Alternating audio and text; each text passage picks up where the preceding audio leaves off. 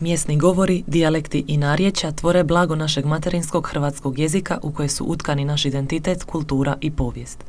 Često, međutim, dolazi do zabune što koji termin označava, ponekad ih i poistovjećujemo, premda pri tome griješimo. Koja je razlika između navedenih pojmova pojasnila nam je redovita profesorica Odsjeka za hrvatski jezik i književnost Filozofskog fakulteta u Splitu, doktorica znanosti Marijana Tomelić-Čurlin. Zna se naravno da hrvatski jezik ima 3 narječja, čakavsko, kajkavsko i štokavsko, i ja volim reći da su to 3 lica hrvatskog jezika, a svako od tih lica, odnosno svako narječje, ima svoje jezične posebnosti koje ga razlikuju od drugih. Narječje je najviši hijerarhijski pojam, a niži hijerarhijski pojam je dijalekt.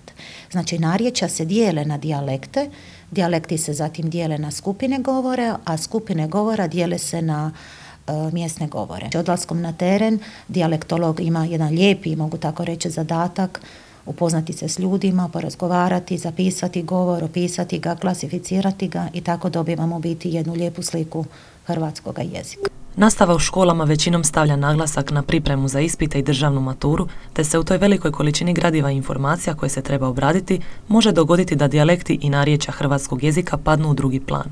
Profesorica Tomelić-Čurlin otkriva nam na koji način možemo potaknuti očuvanje našeg jezičnog blaga. Sigurno je da je potrebno više raditi na tom polju. Neki profesori, pojedinci rade s djecom, s učenicima, zalažu se za očuvanje svoga organskog govora, ali ono što je jako bitno da institucija mora sudjelovati u tome, znači školstvo mora promijeniti svoj način rada ili sustav, mora se raditi na opisivanju tih govora, odnosno naučiti mlade pravilno upotrebljavati svoj zavičajni idiom, i kada se to postigne, onda mislim da će to ići u nekom boljem smjeru.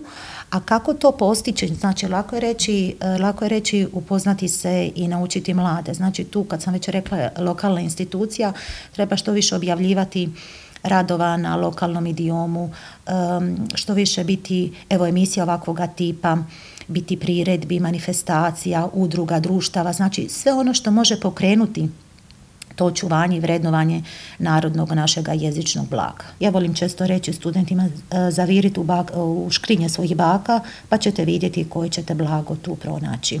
Danas je miješanjem govora zbog migracija stanovništva i brojnih drugih razloga došlo do toga da se u Splitu čakavština lagano gubi, odnosno poprima neka nova obilježja. Postoje međutim i postupci kojima bismo ju mogli, ako ne oživjeti, onda bar očuvati. U zadnje vrijeme jako se puno govori o ugroženosti naših i lokalnih idioma, i u tom pogledu stvarno mora se spomenuti i splitska čakavština, odnosno splitski govor. Što se tiče splitske čakavštine, znači sigurno će se ona mijenjati, jer je splitski govor danas pod utjecajem onih govora sa strane. U biti svi su lokalni govori danas ugroženi zbog ovog utjecaja globalizacije. Promijenio se način života čovjeka,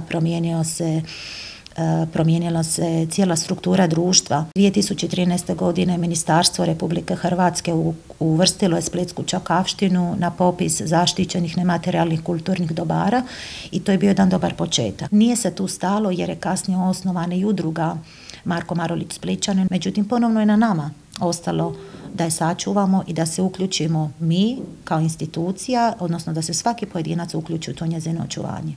Mijenjate li i vi svoj način govora ovisno o okruženju u kojem se nalazite? Niste jedini. Mnogi naime svoj mjesni govor nazivaju ružnim jezikom, srame ga se i trude se prikriti ga.